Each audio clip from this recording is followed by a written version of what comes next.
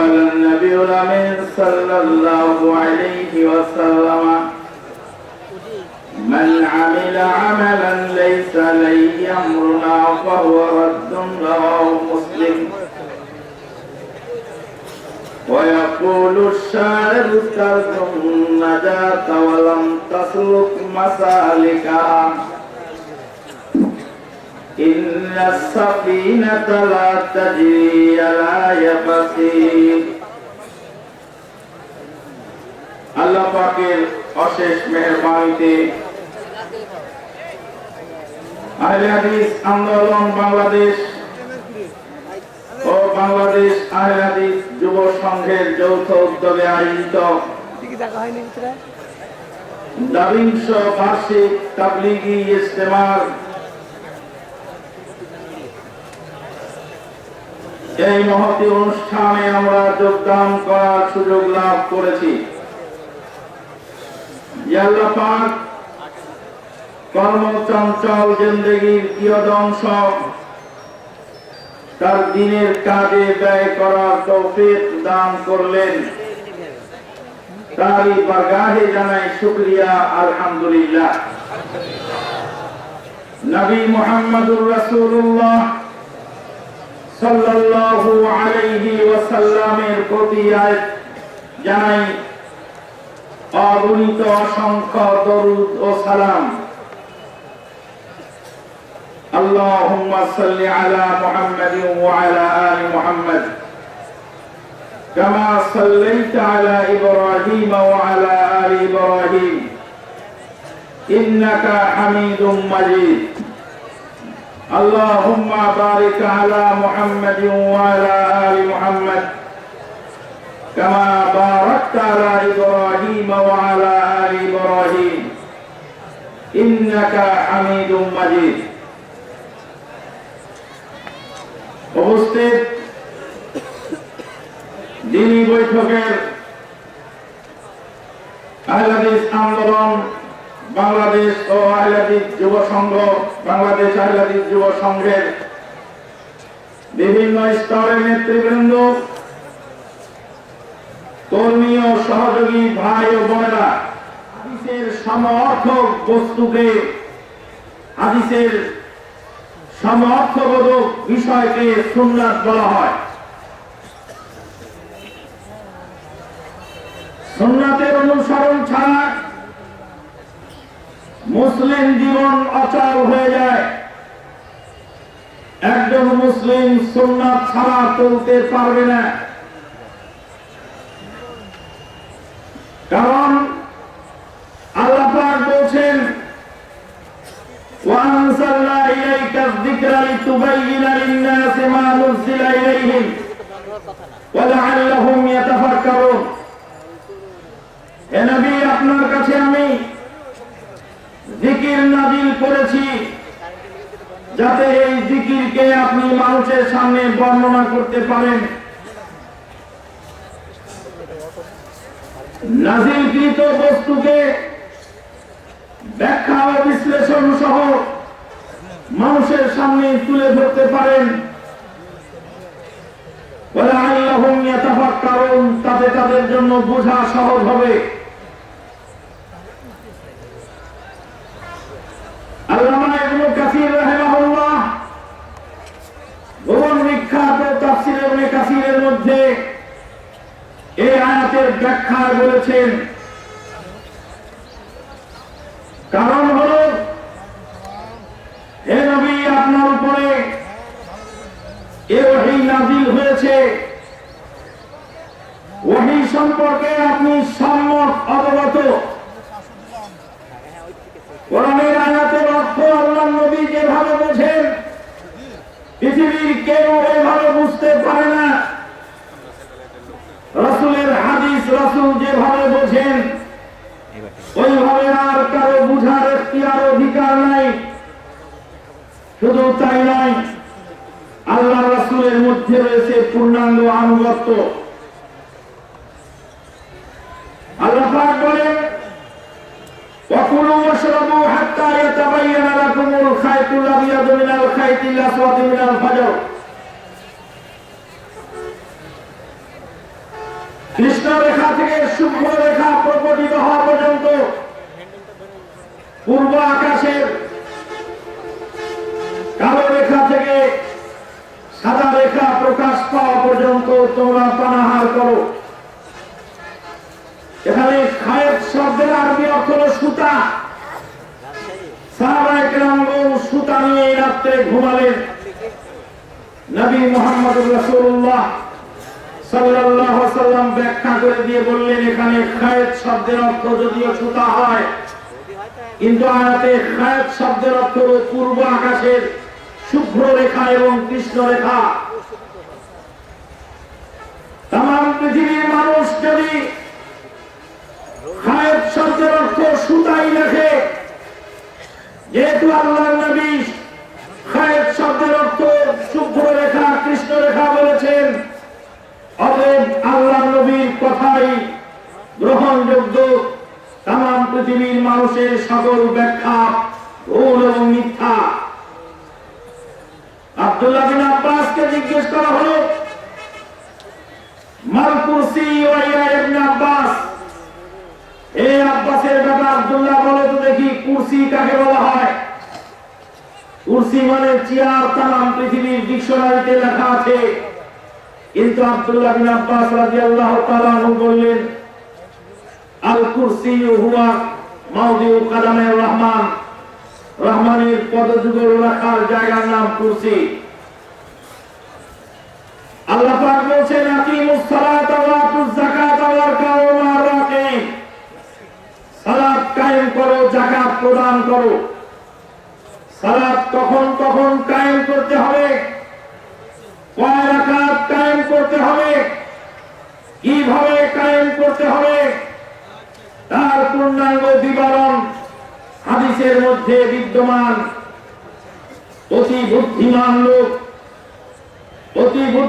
লোক মির্জা আমির গোলাম মোহাম্মদ কাদিয়ানী ভেজাল ট্যাবলেট খেয়ে তারা ইদানিং বলা শুরু করেছে যে কোরআন থাকতে আমার হাদিসের প্রয়োজনীয়তা কি, অথচ হাদিস না থাকলে কোরআন অচল হয়ে যায়।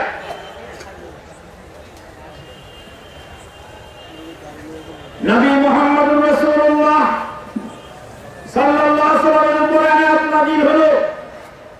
আল্লাহ পাক বলেছেন, হুরিমাত আলাইকুমুল মাইতাতু ওয়াদ-দামু ওয়া লাহমুল খিনজির, তোমাদের জন্য মুর্দা বস্তু হারাম। সকল প্রকার মুর্দা হারাম নয়, অবশ্যই মরা মাছ আমরা খেয়ে থাকি, কিন্তু কোরআনের আয়াতে তা বলা হয়নি। নবী মুহাম্মদুর রাসূলুল্লাহ সাল্লাল্লাহু আলাইহি ওয়াসাল্লাম বললেন, উহিল্লা লানা মাইতাতান, আমাদের জন্য দুই প্রকার মুর্দা হালাল। এক প্রকার মুর্দা হলো মরা মাছ, আর এক প্রকার মুর্দা হলো মরা ফড়িং। মরা ফড়িং পঙ্গপাল, যেটাকে আরবিতে বলা হয় জারাদ, আর উর্দুতে বলা হয় টিকটি, বাংলায় বলা হয় পঙ্গপাল। সেটা জিন্দা মুর্দা উভয়টি হালাল, মাছ তাজা মরা উভয়টি হালাল। মরা মাছ হালাল, তার ব্যাখ্যা হাদিসে পাওয়া গেল। কোন শ্রেণীর মুর্দা হালাল আর কোন শ্রেণীর মুর্দা হারাম, তার ব্যাখ্যা হাদিস থেকে আমাকে নিতে হলো। যখন কোন ভদ্রলোক বলেন, আল্লাহ পাক বলছেন আকিমুস সালাত, আল্লাহ পাক বলছেন ওয়াইদা কুরিয়াল কুরআনু ফাসতামিউ লাহু ওয়া আনসিতু লাআল্লাকুম তুরহামুন, যখন কোরআন পড়া হয় তখন মনোযোগ দিয়ে শোনো আর চুপ থাকো। তখন তাকে বিনীতভাবে জিজ্ঞেস করতে ইচ্ছে হয়, এই আয়াত কি আপনার উপরে নাযিল হয়েছে না আপনার দাদা শ্বশুরের উপরে নাযিল হয়েছে? আয়াত নাযিল হলো যে নবী মুহাম্মদুর রাসূলুল্লাহ সাল্লাল্লাহু আলাইহি ওয়াসাল্লামের উপরে। তিনি আয়াত কি বুঝতেন না? যদি বুঝে থাকেন তাহলে আয়াতে সূরা ফাতিহা পড়তে মানা করলে আল্লাহর নবী আবার কেন বললেন লা সালাতা ইল্লা বিফাতিহাতিল কিতাব, ফাতিহা ছাড়া সালাত শুদ্ধ হবে না? যে নবীর উপরে আয়াত নাযিল হলো, নবী আয়াতের অর্থ আমাকে চেয়ে আপনার চেয়ে ভালো বুঝতেন এই আয়াতে ফাতিহা পড়তে মানা করলে অবশ্যই নবী বলতেন না যে ফাতিহা ছাড়া সালাত হবে না।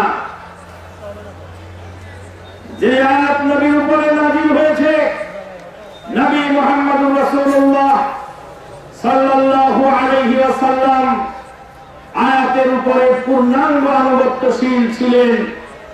আল্লাহর নবী ছিলেন কুল কায়নাতের উম্মতের চেয়ে অধিক পরিমাণ আল্লাহর প্রতি বিশ্বাস, আনুগত্য এবং ভক্তি শ্রদ্ধা এবং আল্লাহর ভয় পোষণকারী।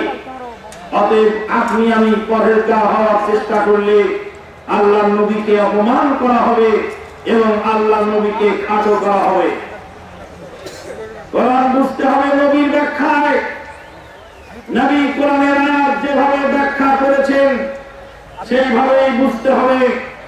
যদি তা বুঝতে আমরা ব্যর্থ হই তাহলে আমরা ভুল পথে পরিচালিত হব, এতে কোনো সন্দেহ নাই।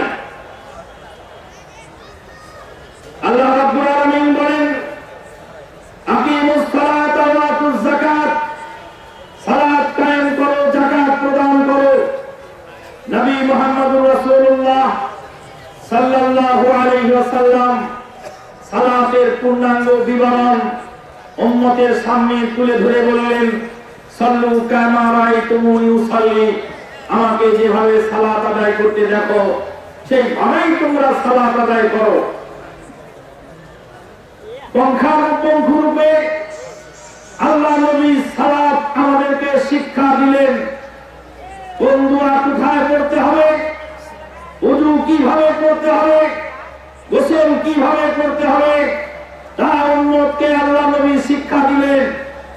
জনৈক আলেম বলছিলেন যে কোরআন আগে মানো, হাদিস পরে মানো। মুফতি সাহেবকে বলেছিলাম যে আপনি ওযু করে দেখান তো। মুফতি সাহেব ওযু করতে গিয়ে বিসমিল্লাহ বলে হাত দুখানা আগে 3 বার ধুয়ে নিলেন। বললাম কোরআন থেকে আপনি হাত ধোয়ার প্রমাণ বের করুন। আল্লাহ পাক বলেছেন, ইযা কুনতুম ইলাস সালাতি ফাগসিলু ওযুহাকুম ওয়া আইদিয়াকুম ইলাল মারাফিকি ওয়ামসাহু বিরুসিকুম ওয়া আরজুলাকুম ইলাল কাবাইন। আল্লাহ পাক বলেছেন তোমরা মুখমণ্ডল ধৌত করো। ওযুর আয়াতের মধ্যে আল্লাহ পাক মুখমণ্ডল ধোয়ার কথা বললেন সর্বপ্রথম। আপনার ওযু শুরু হলো হাত ধোয়া থেকে। হাত ধোয়ার দলিল কোথায়? হাত ধোয়ার দলিল হাদিসে আছে। তো আপনার ওযু শুরু হলো হাদিস থেকে। আমার কেমন করে বলেন, কোন স্পর্ধায় বলেন যে হাদিস রেখে দাও, কোরআন আগে মানো।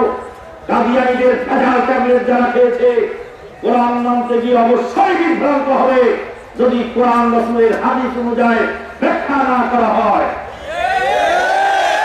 বোঝা গেল কোরআন আর হাদিসের কোনটি ছোটখাটো করে দেখার কোনো সুযোগ নাই, কোনটাকে আগে পরে করার কোনো সুযোগ নাই। রেল লাইনের 2টি লাইন যেমন 1 ইঞ্চি 19 কুড়ি হয়ে গেলে সাথে সাথে রেলগাড়ি লাইনচ্যুত হয়ে জানমাল ইজ্জত-হরমত সব ধ্বংস করবে, এই অনুরূপ ভাবে কোরআন আর সুন্নাহর 2টি লাইন থেকে একটিকে আরেকটিকে 19 কুড়ি করে দেখার সুযোগ ইসলামী শরীয়ত দেয় না। এই ক্ষেত্রে আরেকটি কথা বলতে হয়। আমরা অনেক সময় মনে করি কোরআন দ্বারা যে মাসলা সাব্যস্ত হয় সেটা ফরজে পরিণত হয়, আর হাদিস দ্বারা যে মাসলা সাব্যস্ত হয় তা নফলে পরিণত হয়। এটা একটি মিথ্যা প্রবঞ্চনা ছাড়া কিছু নয়। মুফতি সাহেবকে জিজ্ঞেস করলাম, তাহাজ্জুদের সালাত আদায় করা ফরজ না নফল? মুফতি সাহেব বললেন, তাহাজ্জুদের নামাজ আদায় করা নফল। আল্লাহ পাক বলছেন, মিনাল লাইলি ফাতাহাজ্জাত বিহি, রাত্রি যুগে তাহাজ্জুদ পড়ো। তাহাজ্জুদের কথা কোরআনে আছে, অথচ পালন করাটা নফল। ফারাদা রাসূলুল্লাহ সাল্লাল্লাহু আলাইহি ওয়াসাল্লাম যাকাতুল ফিতর আলা কুল্লি মুসলিম, প্রত্যেক মুসলিমের উপরে নবী মুহাম্মদুর রাসূলুল্লাহ সাল্লাল্লাহু আলাইহি ওয়াসাল্লাম ফিতরাকে ফরজ করে দিয়েছে। আল্লাহর নবীর হাদিস দ্বারা ফিতরা ফরজ হলো। ফারাদা রাসূলুল্লাহ সাল্লাল্লাহু আলাইহি ওয়াসাল্লাম যাকাতুল ফিতর আলা কুল্লি মুসলিম, আর আল্লাহর কোরআনের আয়াত দ্বারা তাহাজ্জুদের সালাত নফলে পরিণত হলো, তাহলে আপনি কেমন করে বলেন যে কোরআনের চেয়ে হাদিসের মর্যাদা কম? ইসলামী শরীয়তের মাসলা বর্ণনার ক্ষেত্রে, শরীয়তের বিধান নিরূপণের ক্ষেত্রে কোরআন এবং হাদিস সমপাওয়ারফুল এবং সমর্থবোধক। এক আল্লাহ পাক বলছেন, আমা ইয়ানতিকু আনিল হাওয়া ইন হুয়া ইল্লা ওয়াহয়ু ইউহা।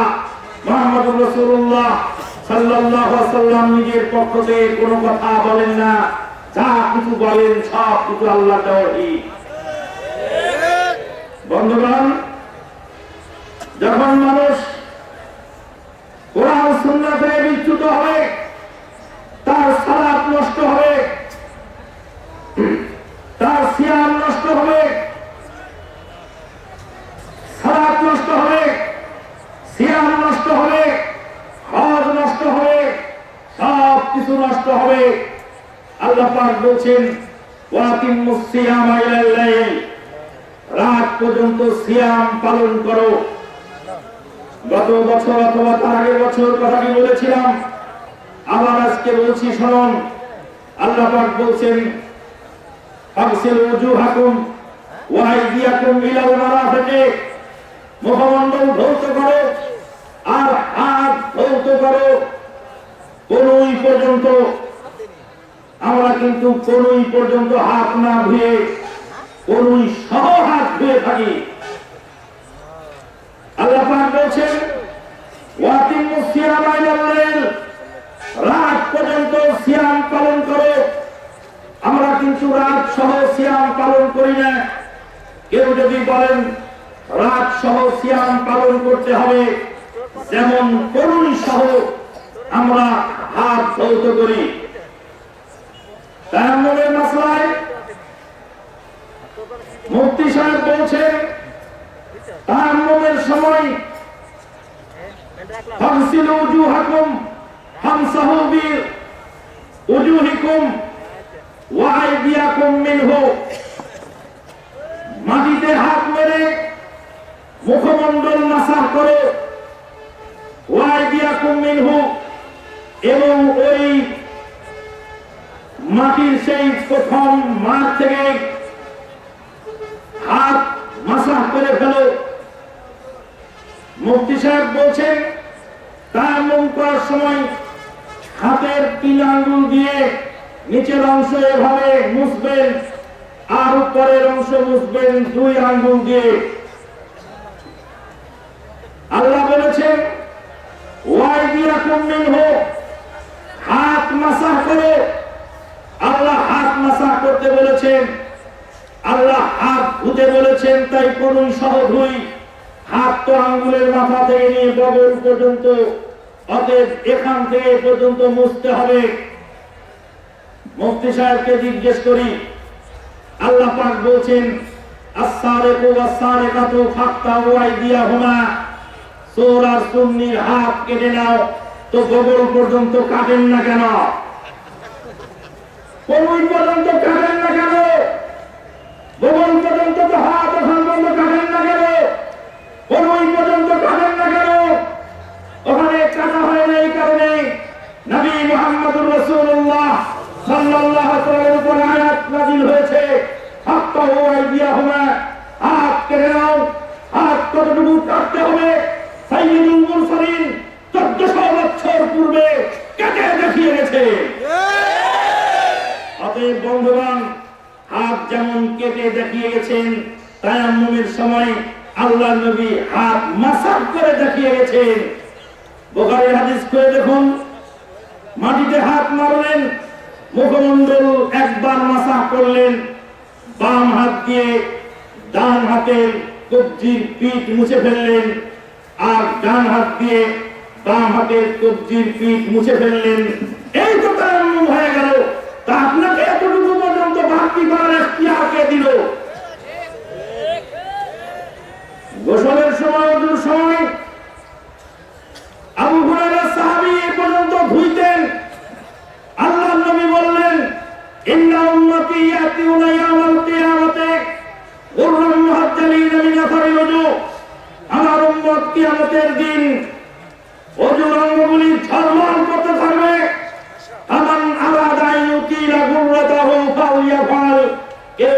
আবার ঝলমলি বাড়াইতে চায়, খানিকটা বাড়িয়ে নেয়, আল্লাহ নবী অনুমতি দিলেন।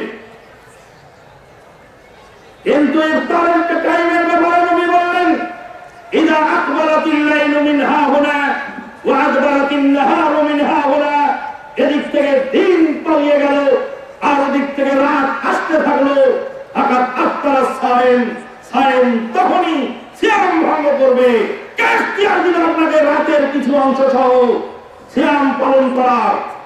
আপনি যদি কাদিয়ানি হয়ে থাকেন, কাদিয়ানিদের ট্যাবলেট খেয়ে থাকেন তো করতে পারবেন, কিন্তু মুহাম্মাদী শরীয়তের অনুসারী হলে এরকম খামখেয়ালি করার অনুমতি ইসলামী শরীয়ত আপনাকে দেয় নাই। নবী মুহাম্মদুর রাসূলুল্লাহ সাল্লাল্লাহু আলাইহি ওয়াসাল্লাম হজ পালন করলেন। হজ পালন করে তিনি আরাফার ময়দানে জাবালে রহমতের পাদদেশে অবস্থান নিলেন আর বললেন, ওয়াকাফতু হাহুনা, আমি এই আরাফার ময়দানে জাবালে রহমতের পাদদেশে আমি এখানে দাঁড়ালাম। ওয়াল আরাফাতু কুল্লুহা মাওকিফ, আরাফার ময়দান পুরাটাই দাঁড়ানোর জায়গা। কিয়ামত পর্যন্ত মানুষ আসবে, আরাফার ময়দানে দাঁড়াবে। আরাফার ময়দানে যে যেখানে দাঁড়াবে তার দাঁড়ানোটা বৈধ হবে। নবী মুহাম্মদুর রাসূলুল্লাহ সাল্লাল্লাহু আলাইহি ওয়াসাল্লাম যদি এই কথাগুলো না বলতেন, তাহলে জাবালে রহমতের পাদদেশে 25 লক্ষ 50 লক্ষ হাজি যখন দাঁড়ানোর জন্য পারাপারি করত, লক্ষ লক্ষ মুসলিম নিধন হয়ে যেত, এতে কোনো সন্দেহ ছিল না। বন্ধুগণ, ইসলামী শরীয়তের বিধান মানতে গিয়ে নবী মুহাম্মদুর রাসূলুল্লাহ সাল্লাল্লাহু আলাইহি ওয়াসাল্লামের সুন্নতকে অবজ্ঞা করলে, সুন্নতের খেলাফ করলে ঈমান ও আমল সব কিছু ধ্বংস হয়ে যায়। আল্লাহ পাক বলেন, ফালইহযারিল্লাযীনা ইউখালিফুনা আন আমরিহি আন তুসিবাহুম ফিতনাতুন আও ইউসিবাহুম আযাবুন আলীম। ওরা যেন সতর্ক হয়ে যায়। আল্লাহ পাক নাম বলেননি, আল্লাহ পাক বলছেন ওরা যেন সতর্ক হয়ে যায়। ফালইহযারিল্লাযীনা ইউখালিফুনা আন আমরিহি, আল্লাহর নবীর নির্দেশের খেলাফ যারা করে তারা যেন সতর্ক হয়ে যায়। আন তুসিবাহুম ফিতনাতুন আও ইউসিবাহুম আযাবুন আলীম, তাদের উপরে ফিতনা পতিত হবে অথবা কঠিন আযাব পতিত হবে। আল্লাহর নবীর দেওয়া মূলনীতি, দুইটি মূলনীতি না মানার কারণে শেয়ার বাজার ধ্বংস হয়েছে, ধ্বংস হতেই হবে। আল্লাহর নবীর ইসলামী শরীয়তের মূলনীতিকে লঙ্ঘন করে শেয়ার বাজার চালালে ধ্বংস হতেই হবে। সুদী মহাজন ধ্বংস হবে, সুদী মহাজন ধ্বংস হবে। পৃথিবীর সবচেয়ে বড় মরল, বড় সুদখোর মরল আজকে অভাবে পড়ে জানের দুশ্মন চীনের কাছে ভিক্ষে করে সাহায্য নিয়ে ঋণ নিয়ে খাচ্ছে। সুদী মহাজন ধ্বংস হবে। আল্লাহ পাক বলছেন, ইয়ামহাকুল্লাহুর রিবা ওয়া ইউরবিস সাদাকাত, সুদকে আল্লাহ ধ্বংস করে ছাড়েন। সুদ যদি ধ্বংস না হয় তবে আল্লাহর কালাম মিথ্যা হয়ে যাবে। ঠিক বলছেন কেন? ঠিক বলছেন কেন? আপনার চাচাতো ভাই সুদের মার্কেটিং করছে, সুদ আপনার বাড়িতে আছে, আপনি জোরে আমিন বলে মনে করেছেন আমি হাদিস হয়ে গেছি, আপনি রকুনিয়াত আইন করে মনে করেছেন জান্নাতের সার্টিফিকেট পেয়েছি। সুদ মায়ের সাথে জেনা করার সমান পাপ, সুদ মায়ের সাথে জেনা করার সমান পাপ, সুদ মায়ের সাথে জেনা করার সমান পাপ। ইন্না লিল্লাহি ওয়া ইন্না ইলাইহি রাজিউন। অভাবী মানুষ, গরিব মানুষ সুদ খেয়ে থাকি, পারি না, তাই কি করবো? রাসূলের সাহাবী আবু হুরায়রা রাদিয়াল্লাহু তাআলা আনহু ক্ষুধার তাড়নায় রাস্তায় বেহুশ হয়ে পড়ে যেতেন, তার কোনদিন সুদ খাওয়া লাগে নাই। আপনি কেন সুদ খাচ্ছেন? আপনার জন্য যাকাত খাওয়া বৈধ, আপনার জন্য ভিক্ষে করা বৈধ, কিন্তু সুদ খাওয়া বৈধ নয়। আর এক মারাত্মক ধরা খাবে মিস্টার ডেস্টিনি। মিস্টার ডেস্টিনি ধরা খাবে, সবুর করেন। বাংলার 15 কোটি 16 কোটি মানুষ যখন ডেস্টিনিতে যোগ দিবে, ডেস্টিনিতে যোগ দিলে 2 জন মক্কেল লাগবে, তাহলে পুঁজি ফেরত আসবে। যখন 15 কোটি মানুষ সবাই ডেস্টিনি হয়ে যাবে, বাংলাদেশ ডেস্টিনি, গাছ ডেস্টিনি, বাস ডেস্টিনি, কাঠ ডেস্টিনি, লবণ ডেস্টিনি, চাউল ডেস্টিনি, বিবি ডেস্টিনি, ডেস্টিনি, স্বামী ডেস্টিনি, ডেস্টিনি আর ডেস্টিনি ছাড়া তখন কিছুই থাকবে না। শেষের লোকগুলি যখন মক্কেল খুঁজতে আর না পাবে তখনই পুঁজি নিয়ে ধরা খাবে। তখন দেখবেন ডেস্টিনি হা হয়ে গেছে, যেমন হা হয়েছিল লাইফ নিউ লাইফ, যেমন হা হয়েছিল ইতিপূর্বে সিজিয়ান। বন্ধুগণ, সাবধানতা অবলম্বন করুন। বলছিলাম আল্লাহ রাসূলের বিধানকে লঙ্ঘন করে রাজনীতি করেন, অর্থনীতি করেন, সমাজনীতি করেন, ব্যক্তিগত জীবন আর পারিবারিক জীবন, আসার চেম্বার থেকে লোয়ার চেম্বার পর্যন্ত যে কোনো দিক বিভাগে চলতে চেষ্টা করেন, রাসূলের বিধানকে লঙ্ঘন করলে গজব অনিবার্য। আল্লাহ পাক বলছেন, আল্লাযীনা ইউখালিফুনা আন আমরিহি আন তুসিবাহুম ফিতনাতুন আও ইউসিবাহুম আযাবুন আলীম। কালে কালে যুগে যুগে যত নবী এবং রাসূল দুনিয়াতে এসেছেন, সমস্ত নবী এবং রাসূলের উপরে, উম্মতের উপরে, সমস্ত নবী এবং রাসূলের উম্মতের উপরে যত গজব নাযিল হয়েছিল, সব গজবের মূল কারণ ছিল তদানীন্তন কালের নবীর অনুসরণ থেকে পিছপা হয়ে যাওয়া। আজকে তাম পৃথিবীতে যত গোলযোগ সৃষ্টি হচ্ছে, যত গোলমাল হচ্ছে, সব গোলমালের মূল কারণ হলো সুন্নতের অনুসরণ ছেড়ে দিয়ে বেদাত এবং তাকলিদের অনুসরণ করার কারণে। তাকলিদের কারণে গজব নাযিল হয়, সুন্নতকে অবজ্ঞা করলে গজব নাযিল হয়, আল্লাহ রাসূলের তরিকা না মানলে গজব নাযিল হয়, বেদাত আবিষ্কার করলে গজব নাযিল হয়, আল্লাহ রাসূলের খেলাফ করলে গজব নাযিল হয়। আল্লামা শাতিবী রাহমাতুল্লাহ আলাইহি তার ভুবন বিখ্যাত কিতাব আল-ইতিসানের প্রথম খণ্ড 132 পৃষ্ঠায় একটি দারুণ ঘটনা উল্লেখ করেছেন। জুবাইর ইবনে বাক্কার রাদিয়াল্লাহু রাহিমাহুল্লাহ মালিক ইবনে আনাসকে বলতে শুনেছেন, মালিক বিন আনাস রাদিয়াল্লাহু তাআলা আনহুর কাছে জনক ব্যক্তি এসে বললেন, হে আব্দুল্লাহর বাপ, আমি কোন জায়গা থেকে ইহরাম বাঁধবো? রাসূলের সাহাবী মালিক বিন আনাসকে জনক পরেশগাঁও লোক, পরেশগাঁও যতটুকু হওয়া দরকার তার চেয়ে 1 চামচ বেশি, জিজ্ঞেস করছেন, হে আব্দুল্লাহর বাপ, ইহরাম করতে বলবো? বলে, ইহরাম বাঁধবে তুমি জুল হুলাইফা থেকে। লোকটি বলছে, জুল হুলাইফা থেকে কেন ইহরাম বাঁধবো? আমি ইহরাম বাঁধবো মসজিদে নববীতে। মসজিদে নববীতে ইহরাম বেঁধে তারপরে জুল হুলাইফা পার হবো। আনাস বিন মালিক বিন আনাস রাদিয়াল্লাহু তাআলা আনহু বলছেন, না, পশ্চিম কালে নয়, আল্লাহর নবী যেখান থেকে ইহরাম বেঁধেছেন সেখান থেকে আপনাকে ইহরাম বাঁধতে হবে। বলছেন না, এই তো মাত্র কয়েক মাইলের ব্যবধান, এই কয়েক মাইলের জন্য সমস্যা কি? মসজিদে নববীতে ইহরাম বেঁধে আমি যাব। মালিক বিন আনাস রাদিয়াল্লাহু তাআলা আনহু বলছেন, আমি দেখছি তুমি তো ফিতনায় পতিত হলে, তো এই কয়েক মাইলের ব্যবধানের মধ্যে আমার ফিতনার কি আছে?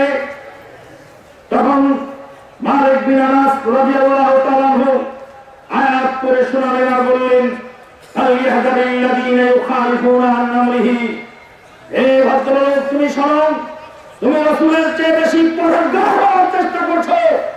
তোমার রাসূল ইহরাম বেঁধেছেন জুল হুলাইফায় গিয়ে, আর তুমি মসজিদে নববী থেকে ইহরাম বাঁধো, তাহলে তুমি প্রমাণ করার চেষ্টা করছো যে আল্লাহর নবীর চেয়ে তুমি বেশি পরহেজগার, পরহেজগারি তোমার ভিতরে 1 চামচ বেশি আছে। ওই ভদ্রলোককে বলবো, যে ভদ্রলোক সন্দেহযুক্ত কাপড় খুলে সালাত আদায় করছেন, তাকে বলবো, আপনি আল্লাহ নবীর চেয়ে বেশি পরহেজগার।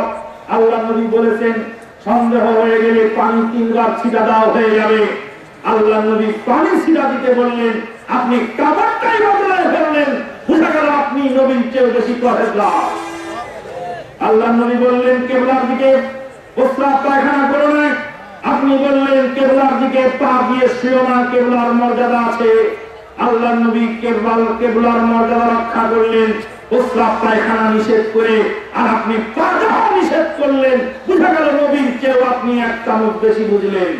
ইন্না লিল্লাহি ওয়া ইন্না ইলাইহি রাজিউন। বন্ধুগণ, আল্লাহ রাসূলের সুন্নাত মানা জরুরি। সুন্নাত না মেনে কোরআন বোঝা যাবে না। সুন্নাত না মেনে সুন্নাতের অনুসরণ না করে মুসলিম হিসাবে টিকে থাকা যাবে না, সুন্নাত না মেনে ফিতনা এড়ানো যাবে না। সুন্নতের বিপরীত যে বস্তু তার নাম বেদাত। বেদাত আজকে সমাজে অনেক আছে। বেদাত মানে হলো শরীয়তের মধ্যে সওয়াবের আশায় নতুন আবিষ্কার, যার ভিত্তি ইসলামী শরীয়তে নাই, ইসলামী শরীয়তের মধ্যে রিলেটেড নাই, এরকম কোন বস্তু শরীয়তের নামে সওয়াবের আশায় চালু করার নাম বেদাত।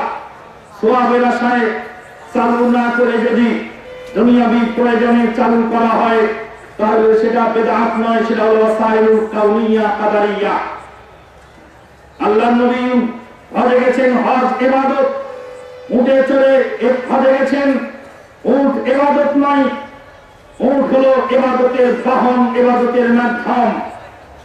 আল্লাহর নবী উটে চড়ার সময় দোয়া করেছেন, দোয়া ইবাদত, কিন্তু উট ইবাদত নয়। অতএব পরিবর্তন হয়েছে উট, উট পরিবর্তন হয়ে জাহাজ হয়েছে উড়োজাহাজ, কিন্তু দোয়া পরিবর্তন হয়নি।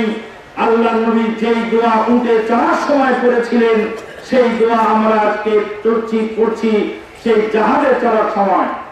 যখন মুফতি সাহেব বলছেন নবীর মোজা ছিল চামড়ার, তাই তো নবী মাসা করেছিলেন, তো আমি সুতার মোজায় মাসা করবো কেন?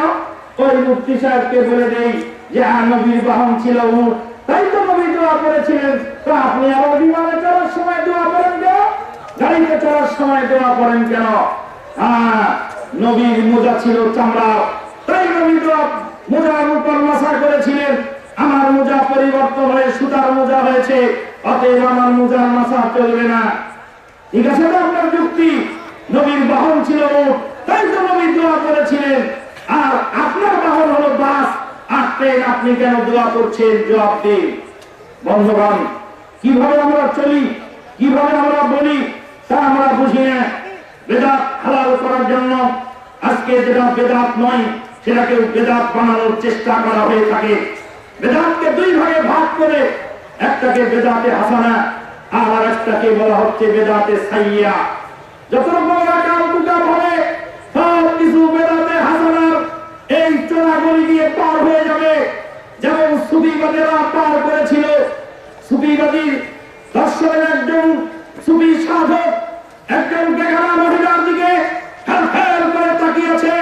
মহিলারা বলছে, হুজুর সি সি সি আস্তাগফিরুল্লাহ, আপনি এত বড় বুজুর্গ মানুষ আর বেগানা মহিলার দিকে তাকিয়েছেন। বলছে বামা বদন হেরি দুনয়ন, বলছে বাবা তুমি বোঝো না, বামা বদন হেরি দুনয়ন, সুন্দর চেহারা দেখে আমি তো আল্লাহর প্রশংসা করছি যে আল্লাহ কত সুন্দর করে নিপুণ করে আপন হাতে বানিয়েছে। আরে বাবা, তোমার শরীয়তে তো না জায়েজ, কিন্তু আমার মানবতে তো এটা বৈধ। ইন্না লিল্লাহি ওয়া ইন্না ইলাইহি রাজিউন, এর নামে তো মালের পথ বানায় রেখেছে আপনাকে ধোঁকা দেওয়ার জন্য। যখনই কোন বেদাত করছে তখনই বলছেন বেদাতে হাসানা, এই হাসানার চোরাগলি দিয়ে পার হয়ে যাচ্ছেন। তাই তো আল্লামা নাসিরউদ্দিন আলবানী রাহমাতুল্লাহ আলাইহি বলেছেন বেদাতকে ভাগ করা দেওয়ার একটি বেদাত। আল্লাহর নবী বলেছেন কুল্লু বিদআতিন দালালাহ ওয়া কুল্লু দালালাতিন ফিন্নার, প্রত্যেক বেদাত ভ্রষ্টতা এবং প্রত্যেক ভ্রষ্টতার পরিণাম হলো জাহান্নাম। যদি বলি বেদাত দুই প্রকার, ভালো বেদাত খারাপ বেদাত, তাহলে বলতে হবে ভাইজান জাহান্নাম দুই প্রকার, একটা ভালো জাহান্নাম আর একটা খারাপ জাহান্নাম। যে ভালো বেদাত করবে ভালো জাহান্নামে যাবে, যে খারাপ বেদাত করবে সে খারাপ জাহান্নামে যাবে। বেদাতকে ভাগ করার এখতিয়ার আমাকে দেওয়া হয়নি। 656 হিজরিতে ইরাকের এলাকার গভর্নর আবু সাইদ মুজাফফরউদ্দিন কুতুবুরি আবিষ্কার করলো রাসূলের জন্মদিন, রাসূলের জন্মদিনের মিলাদ এবং কিয়ামের অনুষ্ঠান। রাসূলের জন্ম তারিখ ছিল 9 রবিউল আউয়াল আর মৃত্যুর তারিখ ছিল 12 রবিউল আউয়াল। 9 রবিউল আউয়াল রাসূলের জন্ম তারিখ, যেহেতু সহিহ হাদিসে আল্লাহর নবী বলেছেন সোমবার আমার জন্মদিন। সোমবার ঠিক রাখতে গেলে 9 রবিউল আউয়াল হয়, 12 রবিউল আউয়াল হয় না। 12 রবিউল আউয়ালে আল্লাহর নবী দুনিয়া ত্যাগ করেছিলেন। তামাম পৃথিবী যখন শোকে হতবিহ্বল, তখন ইহুদি নাসারা আনন্দ মিছিল করেছিল। সেই আনন্দ মিছিলের সাথে আজ মিলে যাচ্ছে তথাকথিত মুসলিমদের আনন্দ মিছিল নাম হয়েছে ঈদে মিলাদুন নবী। আল্লাহর নবী দুইটি ঈদ দিয়ে গেলেন, তার সঙ্গে আরেকটি ঈদকে সংযোজন করে দেওয়া হলো ইন্না লিল্লাহি ওয়া ইন্না ইলাইহি রাজিউন। আল্লাহর নবী যেদিন জন্মগ্রহণ করেছেন সেই দিনের কোনো গুরুত্ব আমাদেরকে দেওয়া হয়নি। ইসলামী শরীয়তে সেই দিনে ইবাদত করলে কত গুণ সওয়াব হবে তা বলা হয়নি, কিন্তু আল্লাহর নবী যেদিন নবুয়ত পেয়েছিলেন লাইলাতুল কদরের রাত্রিতে, সেই লাইলাতুল কদরের রাত্রিতে ইবাদত করলে হাজার মাসের সমান সওয়াব পাওয়া যায়। আল্লাহর নবীর নবুয়তি জিন্দেগি আমাদের জন্য অনুসরণীয়, গ্রহণযোগ্য। আল্লাহর নবীর বাল্যকাল, শৈশবকাল, কৈশোরকাল, আল্লাহর নবীর শৈশব কৈশোর এগুলি আমার আলোচ্য বিষয় নয়। আলোচ্য বিষয় হলেও সেটা নফল সাবজেক্ট, কিন্তু অরিজিনাল জরুরি সাবজেক্ট হলো আল্লাহর নবী কিভাবে সালাত আদায় করেছেন, আল্লাহর নবী কিভাবে এতিম হলেন, ওইভাবে আপনিও এতিম হলেন। আল্লাহর নবী কিভাবে আল্লাহর নবী জন্মগ্রহণ করলেন, আপনিও কি ওইভাবে জন্মগ্রহণ করবেন? এটা আমার কেমন কথা? এরা কোনো রুচিশীল মানুষ তো হেন জঘন্য কথা বলতে পারে না। আল্লাহর নবী কিভাবে সালাত আদায় করেছেন, আল্লাহর নবী কিভাবে ঘুমিয়েছেন, আল্লাহর নবী কিভাবে সংসার যাপন করেছেন, গৃহ যাপন করেছেন, রাজ্য শাসন করেছেন, প্রজা পালন করেছেন, সেগুলি আমার জন্য আলোচ্য বিষয়। মিলাদুন নবীর এই বেদাতি অনুষ্ঠান আজকে ঘরে ঘরে মোড়ে মোড়ে বিভিন্ন জায়গায় চলছে, ভিডিওর দোকান উদ্বোধনের সময় চলছে, বিভিন্ন অনুষ্ঠানে চলছে। নারায়ণগঞ্জের বন্দর থানার মদনগঞ্জ এই চাউলের ধানের আড়তের পাশে যে লাইট হাউস সিনেমা হল উদ্বোধন করলেন সেখানকার হাফেজ সাহেব, হাফেজ সিদ্দিকুর রহমান। সিনেমা হল উদ্বোধন করে প্রমাণ করলেন এহেন জঘন্য জিনিস যে কোনো জায়গায় পালন করা সম্ভব। বন্ধুগণ, সর্বরাত 448 হিজরিতে বায়তুল মাকদেস থেকে সর্বপ্রথম ইবনে আবিল হুমায়রা বায়তুল মাকদেস থেকে শবে বরাত আবিষ্কার করলেন। শবে বরাতের সমর্থনে কোরআনুল কারীমে সূরা দুখানের আয়াত পেশ করা হলো, ইন্না আনজালনাহু ফি লাইলাতিন মুবারাকা। লাইলাতুল মুবারাকা মানে শবে বরাতের রাত। শবে বরাতে কোরআন নাযিল হয়েছে। আল্লাহ বললেন ইন্না আনজালনাহু ফি লাইলাতিল কদর, আর এক জায়গায় বললেন ইন্না আনজালনাহু ফি লাইলাতিন মুবারাকা। ব্যাকুল কাদের ছেলেকে মনিব বলেছে লবণ এনো, লবণ এনো, লবণ লাগবে। আবার বলেছে নুন কিন্তু নাই, নুন অবশ্যই আনতে হবে। ব্যাকুল কাদের ছেলে 1 কেজি লবণ আর 1 কেজি নুন কিনে বাড়িতে এনে দেখে দুইটা মিলে একটা। ইন্না আনজালনাহু ফি লাইলাতিল কদর, কদরের রাত্রিতে কোরআন নাযিল করেছি। ইন্না আনজালনাহু ফি লাইলাতিন মুবারাকা, বরকতের রাত্রিতে কোরআন নাযিল করেছি। দুইটি রাত, একই রাতে কোরআন নাযিল হয়েছে, কিন্তু আমরা বুঝতে না পেরে এক রাত হলো শবে কদর আর এক রাত শবে বরাত। অতএব বুঝতে হবে যদি এ কথা ঠিক হয় তাহলে কোরআন 2 রাতে নাযিল হয়েছে। ইন্না লিল্লাহি ওয়া ইন্না ইলাইহি রাজিউন। বন্ধুগণ, উলখানিও চেলাম আজকে সমাজের বুকে আসছে শবে বরাত সম্পর্কে আর একটু কথা না বলে পারলাম না। বিগত 4 দলীয় জোট সরকারের আমলে আহলাদিস আন্দোলনের প্রাণ পুরুষ মোহতারাম আমিরে জামাত প্রফেসর ডক্টর মোহাম্মদ আসাদুল্লাহ আল গালিব স্যারকে যখন অ্যারেস্ট করা হলো তখন তিনি জেলখানায় বসে আছেন। শবে বরাতের রাতে চেয়ার পেতে জেলার সাহেব যাচ্ছেন আমিরে জামাতের সামনে দিয়ে শবে বরাতের সালাত আদায়ের জন্য। আমিরে জামাত বললেন, জামাই সেজে কোথায় যাওয়া হচ্ছে জেলার সাহেব? বলছে আশ্চর্য ব্যাপার, মনে করেছিলাম যে আপনি বাংলাদেশের বরেণ্য হলেন, কিন্তু আজকে শবে বরাতের রাতটা আপনি জানেন না। আমিরে জামাত বললেন, শবে বরাতের রাতে কি হয় ভাই? বলছে শবে বরাতের রাতে আমরা আল্লাহ প্রথম আসমানে নেমে আসেন, বাণী কাল গোত্রের ছাগলের লোক পরিমাণ লোককে ক্ষমা করে দেন। মোহতারাম আমিরে জামাত বললেন, আপনার আল্লাহ বছরে 1 রাতে নামেন, সেই রাতের নাম শবে বরাতের রাত। আর আমার আল্লাহ প্রত্যেক রাতে নামেন ইয়ানজিলু রাব্বুনা ইলা সামাইদ দুনিয়া ফি কুল্লি লাইলাতিন। এই লাইলাতুল আখির মিনাল লাইল, রাতের 3 ভাগের এক ভাগ বাকি থাকতে আল্লাহ প্রত্যেক রাতে নেমে আসেন। তাই তো আমার শবে বরাত প্রত্যেক রাতে হয়। প্রত্যেক রাতে আমি তাহাজ্জুদের সালাত আদায় করি আর আমার আল্লাহকে আমি ডাকি। আপনার আল্লাহ বছরে একবার নামেন, তাই তো আপনি বছর চুক্তি কামলা সারা বছর নামাজ পড়েন আর না বলেন শবে বরাতের রাত ঠিক আছে। একটা হাদিস দাও, একটা হাদিস দুর্বল, তারপর আমার সহিহ হাদিসের খেলাফ। দুর্বল হাদিস যদি সহিহ হাদিসের খেলাফ হয় তাহলে হাদিসের পরিভাষায় সেই হাদিসকে বলা হয় শায, মুনকার। দুর্বল হাদিস যদি সহিহ হাদিসের খেলাফ যায় তাহলে সেই হাদিসকে বলা হয় মুনকার হাদিস।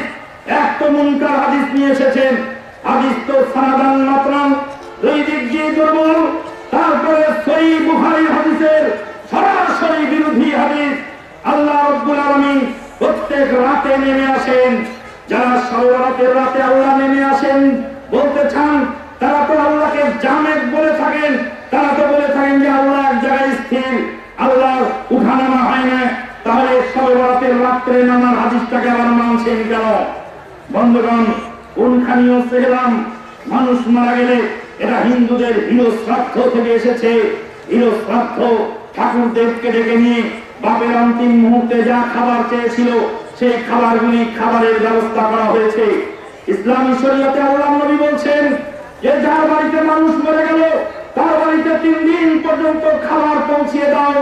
ইসলামুল আলী জাফর তাআমা, জাফরের পরিবারের মধ্যে আজকে শোকের ছায়া নেমে এসেছে। জাফরের পরিবারের মধ্যে তোমরা খাবারের ব্যবস্থা করো। ইসলামুল হাইসান কোন বর্ণনা আছে তাদের জন্য হায়েস খানা তৈরি করে পাঠিয়ে দাও। হায়েস বলা হয় পুষ্টিকর খাবার, যেটা আটা দিয়ে, খেজুর দিয়ে এবং ঘি দিয়ে, আটা খেজুর দিয়ে লিকুইড খাদ্য বানানো হয়, এটাকে বলা হয় হায়েস। হায়েস খাদ্য খেতে সহজ কিন্তু শরীরে গিয়ে খুব উপকার করে। মানুষ যখন হতবিহ্বল থাকে তখন তাকে 1 গ্লাস দুধ দিবেন, তাকে কোনো সহজ পাচ্য খাবার দিবেন যেটা তার শরীরের জন্য উপকার হবে। তাকে 1 গ্লাস আপনার কি বলে গ্লুকোজের শরবত দেবেন যেটা তার শরীরের মধ্যে প্রাণীর সঞ্জীবনী সঞ্চালন করবে। এই ধরনের খাদ্য দিতে হবে। রাসূলের হাদিস থেকে তা বোঝা গেল। 3 দিন পর্যন্ত তার বাড়িতে শোক থাকবে, তার বাড়িতে খাবার পৌঁছাতে হবে। আপনি কোথায় পেয়েছেন যার বাপ মারা গেল ক্যান্সারের রোগী হয়ে, মাঠ ঘাট সব বিক্রি করে শেষ করলো, ঘরে চাল পর্যন্ত বিক্রি করে শেষ করে দিল, সর্বশান্ত হয়ে 3 লক্ষ টাকার ঋণ মাথায় নিয়ে বসে আছে, তারপরে তার বাড়িতে খাওয়ার জন্য লোক দৃষ্টি নিক্ষেপ করেছেন। এটা হিন্দুয়ানি প্রথা। এই হিন্দুস্তান ইসলামের নামে যদি করা হয় অবশ্যই এটা হারাম হবে, অবশ্যই এটা নাজায়েজ হবে, এটা সে বেদাতে পরিণত হবে। বন্ধুগণ, ফরজ নামাজের পরে সম্মিলিত প্রচলিত যে মুনাজাত, এই মুনাজাতের দলিল আসমানের নিচে জমিনের উপরে নাই নাই নাই। এই মুনাজাত করলে নবীকে অপমান করা হয়।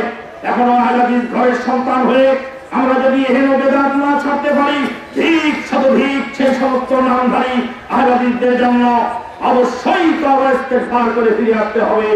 আমরা 3 বার করে মুনাজাত করালো, আমরা ফিরে চলে এসেছি। মুনাজাত করে লক্ষ লক্ষ টাকা কামাই করালো, তারপরে ফিরে এসেছি লাঞ্ছনা গঞ্জনা সহ্য করে। বন্ধুগণ, জায়নামাজের দোয়া, ইন্নী ওয়াজ্জাহতু ওয়াজহিয়া লিল্লাযী ফাতারাস সামাওয়াতি ওয়াল আরদ, জায়নামাজ পাক করার দোয়া এটা সারাসার বেদাত। জায়নামাজ আপনার নাপাক থাকলে ওটা পানি দিয়ে ধুতে হবে। 50,000 বার ইন্নী ওয়াজ্জাহতু বললে জায়নামাজ পাক হবে না। নয়তো আনুসাল্লি আলিল্লাহি তাআলা সারাসার বেদাত। আপনার কিতাব খুলুন, আপনার মাযহাবের কিতাব খুলুন, ওখানে লেখা আছে নামাজের বাইরে এবং ভিতরে 13 ফরজ, নামাজের বাইরে 7 ফরজ, শরীর পাক, কাপড় পাক, নামাজের জায়গা পাক, সতর ঢাকা, কিবলামুখী হওয়া, ওয়াক্ত মতো নামাজ পড়া, নিয়ত করা। আপনার কিতাবে লেখা আছে নিয়ত করা, কিন্তু আপনি নিয়ত না করে নিয়ত করেই চলেছেন। আপনি নিয়ত না করে নিয়ত করেই চলেছেন, নিয়ত না করে নিয়ত করেছেন। কিতাবে লেখা আছে নিয়ত করা, আর আপনি নিয়ত করছেন। তাহলে আপনি কিতাব মানেন না। না ধরে দলিলে, না মানে দলিলে, নাহি মানে সারা শামুকের পিছে মনি ভুনিতেছে কোন আশ্চর্য দিশাহারা। আজানের আগে পরে ডাকা বেদাত, আজানের আগে পরে কেরাত গজল বলা বেদাত। এমনকি আল্লাহু আকবার বলার আগে বিসমিল্লাহ শব্দ আপনি বলতে পারবেন না। আল্লাহু আকবার দিয়ে আজান শুরু হবে। আজানের আগে পরে ডাকা বেদাত। ঈদের মাঠে ডাকা বেদাত, লা আযানা ওয়ালা ইকামাতা, ঈদের মাঠে আযান ইকামত হবে না। মুসল্লি ভাইরা, আর মাত্র 10 মিনিট বাকি আছে, তাড়াতাড়ি চলে আসুন। জিজ্ঞেস করেন মরলকে ফজরের নামাজ পড়েছেন কিনা। আর ঈদগাহ ময়দানে সবাই গিয়ে হাজির থাকে, মুসল্লি তো দেখি নাই। মুসল্লি নামাজ ফেল করে ডাকা তো হয় না। ডাকা হয় না কেন? কারণ তারা জানে সুন্নতি তরিকা এখানে হবে। লা আযানা ওয়ালা ইকামাতা, আযানও হবে না, ইকামত হবে না। ইকামত আযান দেওয়ার অধিকার, আযান মানে ডাকা, ডাকাডাকি হবে না। যার যার দায়িত্বে আসবে। মোড়ল সাহেব ফজরের নামাজ পড়েন না, ঈদের নামাজের কি দরকার? ঈদের নামাজ তো সুন্নাত। যার ডিউটি নেই তার আবার ডিউটি কিসে? যার বেতনই নেই তার গুনাহ কিসে? বন্ধুগণ, জানাজার দাফনের পরে সম্মিলিত মোনাজাত বেদাত। জানাজার লাশ দাফনের পরে সম্মিলিত মোনাজাত বেদাত। জানাজার লাশ দাফনের পরে সম্মিলিত মোনাজাত বেদাত। পুরাতন কবরে জিয়ারত করতে গিয়ে কিবলার দিকে মুখ করে হাত তুলে একাকী মোনাজাত করতে পারেন, অনুমতি আছে। পুরাতন কবর জিয়ারত করতে গিয়ে কিবলার দিকে মুখ করে একাকী হাত তুলে মোনাজাত করতে পারেন, অনুমতি আছে। কিন্তু তাজা লাশ দাফন করার পরে সেখানে দাঁড়িয়ে দোয়া করার বিধান ইসলামী শরীয়তে নাই। মাহফিল শেষে সম্মিলিত মোনাজাত, মাহফিলের আগে সম্মিলিত মোনাজাত।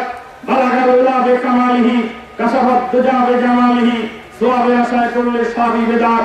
শেখ সাদী রহমাতুল্লাহ আলাইহি আজ আমাদেরকে কবিতা দিয়ে গেলেন। এই কবিতার মধ্যে শিরক রয়েছে, বেদাত রয়েছে। কবিতায় বালাগাল উলা বিকামালিহি কাশাফাত দুজা বিজামালিহি, পরিশেষে বললেন সাল্লু আলাইহি ওয়া আলিহি। শেখ সাদী বললেন তোমরা নবীর নামে দরুদ পড়ো। শেখ সাদী নিজে পড়েননি, আপনাকে পড়তে বলে গেছেন। আন্তর্জাতিক প্রতিসম্পন্ন 30,000 টাকা দামের মুফাসসিরে কোরআন আপনাকে বলতেন সাল্লু আলাইহি ওয়া আলিহি, তোমরা পড়ো নবীর নামে দরুদ। মুসলিমরা বলছে সাল্লু আলাইহি ওয়া আলিহি, আপনারাই পড়েন। 30,000 টাকা দাম নেই ফেলে আমরা পড়বো কেন? সবাই একে অপরকে বলছে সাল্লু আলাইহি ওয়া আলিহি, দরুদ কিন্তু কেউ পড়ে নাই। বেয়াদবি মাফ করবেন, সনাতন ধর্মে গিয়ে দেখেন ঠাকুরদেব বলছে হরি বল হরি বল। ঠাকুরদেব হরি বল বলছে, জনগণ বলছে হরি বল হরি বল। ঠাকুর বলছে হরি বল হরি বল, জনগণ বলছে তুমি বল আমি বলবো কেন হরি বল। বন্ধুগণ, এটা ইসলামী শরীয়তে কি করে ঢুকলো? নবী মুহাম্মদুর রাসূলুল্লাহ সাল্লাল্লাহু আলাইহি ওয়াসাল্লাম বলেন মান সাল্লা আলাইয়া মাররাতান সাল্লাল্লাহু আলাইহি বিহা আশারা। যে ব্যক্তি একবার আমার উপরে দরুদ পড়ে আল্লাহ তার উপরে 10 বার রহমত নাযিল করেন। রহমতের পথ বন্ধ করেছে শেখ সাদীর কবিতায়। শেখ সাদীর কবিতা 50,000 বার পড়লে একবার রহমত নাযিল হবে। পৃথিবীর কোন আলেম কোন মুফতি প্রমাণ করতে পারবেন না। অতএব শেখ বেদাত পরিহার করে আহলে হাদিস আন্দোলনের পতাকা তলে সমবেত হন। আহলে হাদিস আন্দোলনের পতাকা তল হলো নিরাপদ জায়গা, যেখানে শেখ বেদাত থেকে বাঁচা যায়। শেখ বেদাত থেকে বাঁচার জন্য এই আন্দোলনে শামিল হওয়ার আহ্বান জানিয়ে আমি আমার সংক্ষিপ্ত বক্তব্য শেষ করলাম। আগামী মাসের শুরুতেই বাহরাইনের উদ্দেশ্যে বাংলাদেশ ত্যাগ করতে হবে। আপনারা আমার জন্য খাস দিয়ে দোয়া করবেন। বাহরাইনের মাটিতে আল্লাহর মেহেরবানিতে আমরা কোরআন সুন্নাহর বাংলা ভাষায় ঈদের জামাত কায়েম করতে সক্ষম হয়েছি, বলুন আলহামদুলিল্লাহ। বাহরাইনের মাটিতে কোরআন সুন্নাহর যেই দাওয়াতি চলছে, দাওয়াতি কার্যক্রম, সেই কার্যক্রম থেকে আল্লাহ ফজল ও করমে চলবে। আহলে হাদিস যুব সংঘের একজন কর্মী ভাই, তিনি গেলেন আপনার এই যে সিঙ্গাপুর গিয়ে সেখানে একজন কর্মী, 2 জন কর্মী, 5 জন কর্মী, আহলে হাদিস যুব সংঘের 5 জন কর্মী, 7 জন কর্মী আজ সিঙ্গাপুরের মাটিতে কোরআন সুন্নাহর দাওয়াত বয়ে বেড়াচ্ছেন। আলহামদুলিল্লাহ। কয়েকদিন আগে ফোন দিলেন 350 সাথী হয়েছে, আলহামদুলিল্লাহ। তার মধ্যে ফাকিরুল ইসলাম নামক আমার ভাইয়ের একজন ছাত্র, আরেকজন বগুড়ার মুয়াজ্জিন ভাই। আহলে হাদিস যুব সংঘের এই বিস্ফোরণ, যে যুবক যেখানে যাচ্ছে সেখানে এই বাতি জ্বালাচ্ছে, মরুভূমির মধ্যেও বাতি জ্বালাবে ইনশাআল্লাহ। আল্লাহ পাক তাদের হায়াত দারাজ করুন। এই যুবকদের কণ্ঠস্বরকে দাওয়াত করে দিন। আল্লাহ পাক তাদেরকে উন্নত মন মানসিকতা নিয়ে কোরআন সুন্নাহর খিদমত করার তৌফিক দান করুন। আমিন, আল্লাহুম্মা আমিন। আকুলু কওলি হাযা আস্তাগফিরুল্লাহ লি ওয়া লাকুম ওয়া লিসাইরিল মুসলিমিন ফাস্তাগফিরুহু মিন কুল্লি যামবিন ওয়া আতুবু ইলাইহি ইন্নাহু হুয়াল গফুরুর রহিম। দয়াময়, তোমার অনেক দয়া, তোমার দয়া থেকে এক বিন্দু দয়া আজকে এই নওদাপাড়ার মার্কাজুল ইসলামিয়া সালাফি সংলগ্ন ট্রাক টার্মিনালের এই মহা সমাবেশের উপরে নাযিল করো। আমাদের পাপের পাহাড়গুলিকে তোমার দয়ার সাগরের মধ্যে ডুবিয়ে দাও। এই আন্দোলনকে কবুল করো, আমাদের আমির জামাতকে কবুল করো, আল্লাহুম্মা আমিন। আমাদের সাথী ভাইদেরকে কবুল করো, আল্লাহুম্মা আমিন। আকুলু কওলি হাযা সুবহানাকা আল্লাহুম্মা ওয়া বিহামদিকা আশহাদু আল লা ইলাহা ইল্লা আনতা আস্তাগফিরুকা ওয়া আতুবু ইলাইক। আসসালামু আলাইকুম ওয়া রাহমাতুল্লাহি ওয়া বারাকাতুহু।